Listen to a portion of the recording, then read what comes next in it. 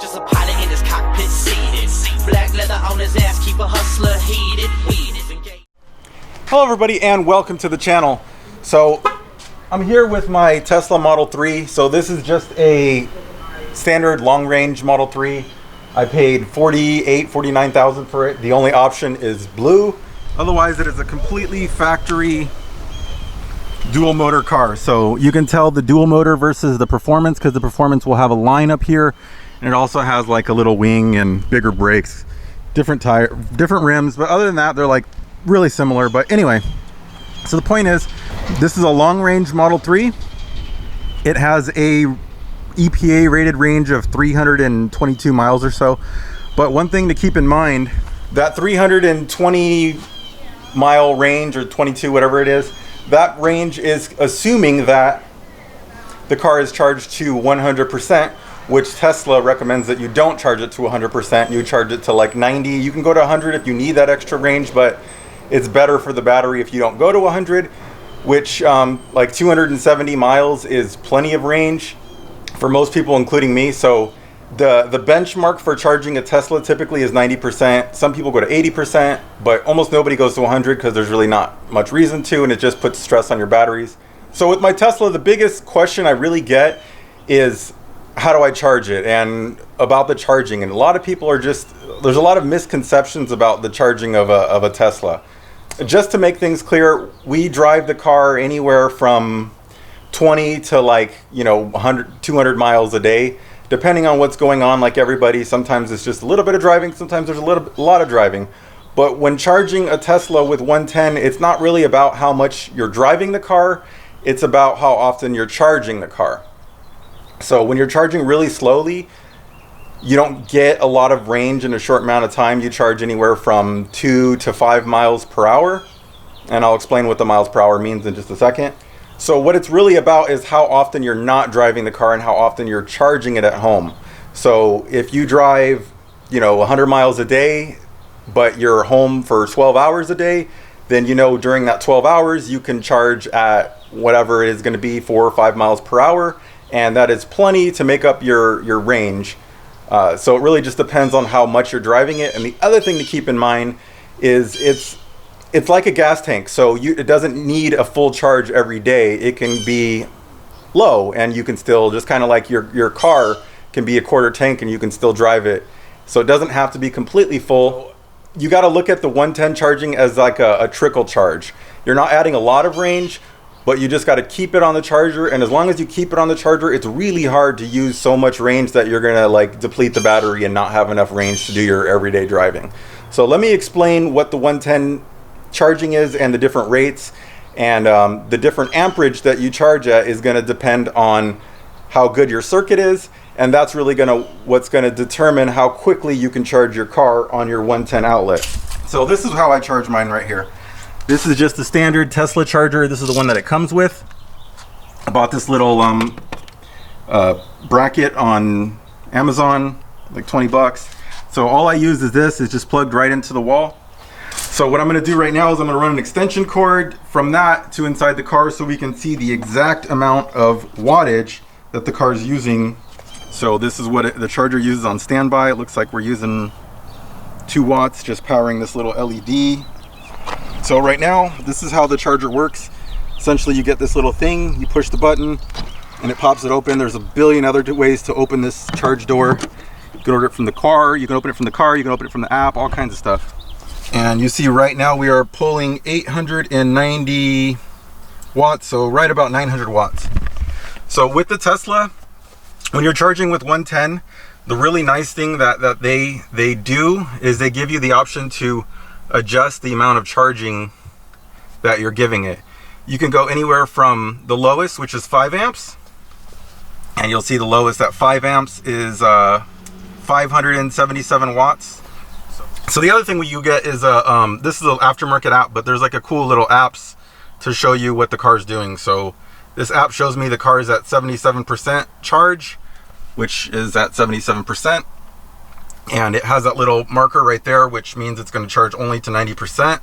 And although this caps out at 24 hours, so if it's going to take more than 24 hours to charge, it will just say 24.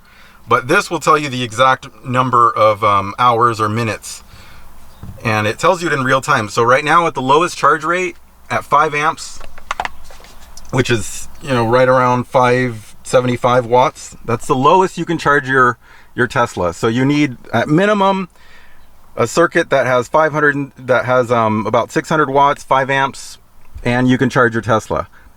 Now at this lowest charge, I'm only getting about a mile per hour, so that's not much charge at all. So, you know, you let it charge for 12 hours, you'll get 12 miles. And this miles per hour is based on your driving. So if you're driving more efficiently, it will compensate and explain and show you the amount of miles per hour you're going to get. So the 1 mile per hour is obviously based on the average watt per mile right now we're doing, which is 295. So the car's using a lot of, that's another thing with the Teslas. They can be really efficient if you want them to be efficient, but it's really nice not driving it efficient, like just going fast everywhere, fast on the freeway, AC on blast, heat on blast. You can just drive it however you want, and it really, as far as electricity cost, it's minuscule, the difference. So that's a nice thing about a Tesla. So let's go back to the charging menu, and you see at 5 amps, 575 watts. So we're going to move up a little bit. We're going to go to 6 amps, and then you'll be able to see that move up. Now it's at 685 watts. So you look at right now, it's been 15 hours. So by tomorrow morning, this car would be fully charged. You can go to 7 amps, which 7 amps corresponds with about 792 watts. 9 amps, and you see every time I change it, you see the charge time remaining adjusts. So at 9 amps, we're looking at 900 and almost 1,000 watts. And 10 hours and 55 minutes, 3 miles per hour. We'll go to 10. And that's about 1,100 watts. About 1,100 watts for 10 amps, which is what it should be. And you can see at the 10 amps, we got 9 hours and 55 minutes to get a full charge. Then 11 amps is about 1,200 watts. And that's 9 hours and 5 minutes at this current. And 12 amps is the maximum charge you can do. Yeah, see, like it didn't like that it's into extension cord. Like it can read the power, and it's actually a really safe charger in the way it does everything. So it doesn't like me going at 12 amps. It feels like there's something wrong. So it says charging speed reduced, and it doesn't do this when I'm not plugged into a extension cord. Well, there you go. 12 amps would be right around probably 1,300 watts, which 12 amps is like the for the most part about the complete circuit. Like you can see on my car, it only wants to give me 9 because it doesn't feel like my wiring is good enough. So the car does monitor your wiring, and it sees if the voltage is dropping, and it's not like the wiring can't sustain that charge, and it will automatically lower. Like you can see, I have it set at 12, and it's only giving me 9 because it doesn't trust my wiring, which is smart. Less likely to have a problem. So there you have it. That's how you charge your Tesla with 110. I usually charge mine at usually around 7 amps. And you can see at the 7 amps, it's 2 miles per hour. And about 790 watts, which is pretty safe for my wiring. And yeah, you just let it go. And you know, the idea that you need some big charger to fill up the car every night is just not accurate. You have a crazy amount of range, like 238 miles of range. Like I think right now my truck probably has, you know, a quarter tank of gas, and it doesn't have 238 miles of range. You can charge it for 12 hours. That's almost 40 miles of charge, depending on how you're driving it. So essentially every night you can add anywhere from, you know, 30 to 50 miles of charging, depending on how long you're charging it, or even more. And if you don't drive it a bunch on the weekends, perfect. You're going to get a whole 24 hours of charging. Or if you miss a day, like basically every time the car is just sitting there at home, it's charging. And that is what's more important than how many miles you go. Because the charging process is slow, it's about how long you keep it at home. So if you're at home a lot, you will have no problem with 110 charging. If you're not at home a lot and you need the car to be out somewhere all the time, then it's going to be a more difficult prospect. But you got to keep in mind, if you got your Tesla full, you have like, you know, around 270 miles of range, which is a lot. So if you go 100 miles, then you'll have, you know, 100 miles of range left, and that's probably going to be enough for your commute or whatever. And if it's not, you always can hit up a supercharger. You do not need a 220 charger to charge your Tesla. I've had this Tesla for now like 2 months. So many miles we got on this guy. Got 2,700 miles on it. So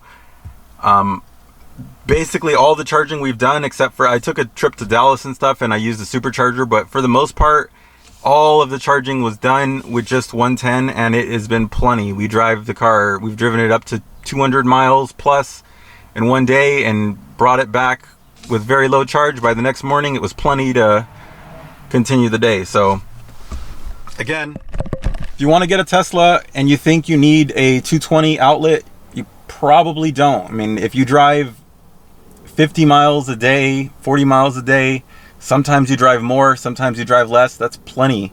The only time it wouldn't be good enough is, first, obviously, if you don't have enough power in your 110, like your 110 is just, it's used by a bunch of other stuff, so like maybe you can only do 5 amps. That's going to be really rough charging it if you don't drive a lot. If you don't drive a lot, it's probably fine, but if you drive a bit, 5 amps isn't that much. If you can go 10 amps, that's twice the charge. And usually it's plenty. The good thing is you can adjust it in the car depending on what you're doing. So if you don't want to usually stress your electrical system, you just keep it low. And if you're going to do a little bit more driving, you just turn it up a little bit. And that's perfectly fine. So my recommendation to most people would be to not get a 220 charger if you don't have to, and you can charge it with just a 110, because you probably should try that first before you go and spending extra money on something that you don't need. There you have it. If you want to get a Tesla, you do not need a 220. And now this is going to apply to the Model 3. When you go to the higher Teslas, they obviously use more power, so the math is going to change. But for a Model 3 at least, 30 to 50 miles per day, you are 100% fine with 110. So that's going to be it for now. I just wanted to drop that knowledge, because there's a lot of misconceptions on the Tesla. If you guys have any questions or anything, let me know. Hopefully this video is not too boring, but just wanted it to be more of a tutorial and to show some of the detail. That's it for now. Thanks for watching. Be sure to like and subscribe. Peace. Just a pilot in his cockpit seated. Black leather on his ass, keep a hustler heated. Weed is engaged in the pavement. Rubber escorts like I'm seeking arrangement. Push the gas, escalate the gauges, escalate hits on the cam.